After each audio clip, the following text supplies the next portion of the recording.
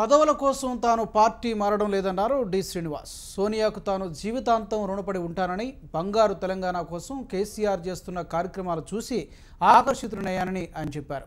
MLC పదవి తనకు లెక్కే కాదన్నారు.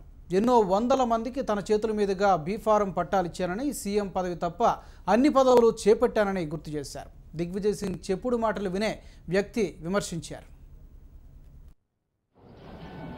నా అంతరాత్మ చెప్పింది, ఈ వయసు ఈ తరుణము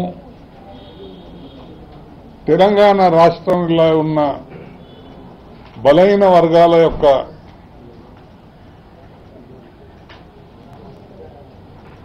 వారికి అన్ని రకాల వెల్ఫేర్ చక్కగా అందే రకంగా వారికి ఏమైనా సేవ చేయగలిగి ప్రభుత్వానికి తోడ్పడి ముఖ్యమంత్రి సహకరించి ఏ బంగారు తెలంగాణను అయితే ఏర్పరచుకోవాలన్న భావనతో ఈ ప్రభుత్వం ఉందో, కమిట్మెంట్ ఇచ్చారో, దాంట్లో నా వంతు సహకారాన్ని అందజేయాలన్న ఉద్దేశంతోనే టీఆర్ఎస్లో చేరాలనే నిర్ణయాన్ని నేను చేసుకున్నాను. కానీ ఎవరి మీదనో నారాజో లేకుంటే ఎవరి మీదనో ఏదో ఎమ్మెల్సీ ఎంతనా లెక్కన నాకు ఎమ్మెల్సీ 290 300లకు పైన బీఫామ్లు 2 ఎలక్షన్లలో ఇచ్చాను నేను. జనరల్ ఎలక్షన్స్ కాకుండా బై ఎలక్షన్లలో కూడా బీఫామ్లు ఇచ్చినాను.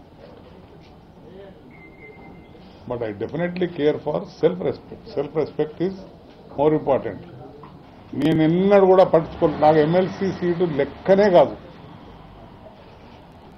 లలితకు టికెట్ ఇచ్చింది నాకు ఏమాత్రం బాధ లేదు, నాకు అభ్యంతరం లేదు. నేను ఆనెస్ట్గా ఆమె పనిచేసిన, ఆమె గెలుపు కొరకు కృషి చేసిన, ఆమె ప్రమాణ స్వీకారం చేస్తే వచ్చి ఆశీర్వదించిన. అంటే దర్ ఇస్ నో గ్రీవెన్స్. కానీ ఇతరులు కొంత, కానీ ఇవి కారణాలు కావు సుమా. నేను let me be very Frank. నేను ఈరోజు చంద్రశేఖరరావు గారితో కూడా నేను సుదీర్ఘమైన చర్చలు జరిగినప్పటికీ కూడా నేను ఆ సీఎం గారిని నా ఐడియాలజికల్లీ నా ఆలోచన ఏందో చెప్పినాను తప్ప నేను ఏ పదవి ఆశించిపోవట్లేదు.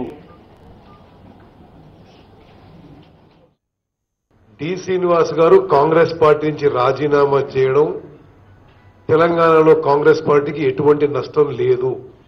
7 సార్ల ఎమ్మెల్యే టికెటు, 2 సార్ల ఎమ్మెల్సీ, పిసిసి అధ్యక్షుడిగా, మంత్రిగా, కౌన్సిల్లో లీడర్ ఆఫ్ అపోజిషన్ గా వారికి అన్ని రకాలుగా కాంగ్రెస్ పార్టీ సముచిత స్థానం, గౌరవం కల్పిస్తే 30-35 ఏళ్ల పాటు కల్పిస్తే కనీసం 30-35 రోజులు పదవిలో లేకుండా మరి వాళ్ళు ఉండలేదని చెప్పి వేరే పార్టీలకు పోవడం, ఇది తెలంగాణలో కాంగ్రెస్ శ్రేణులే కాదు అందరూ గమనిస్తున్నారు.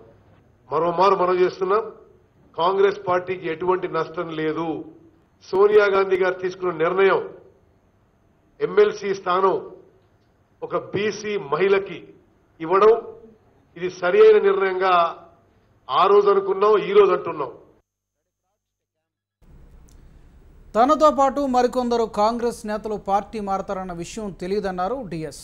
పార్టీ ఎలాంటి బాధ్యతలు అప్పగించినా సక్రమంగా నిర్వహిస్తానన్నారు.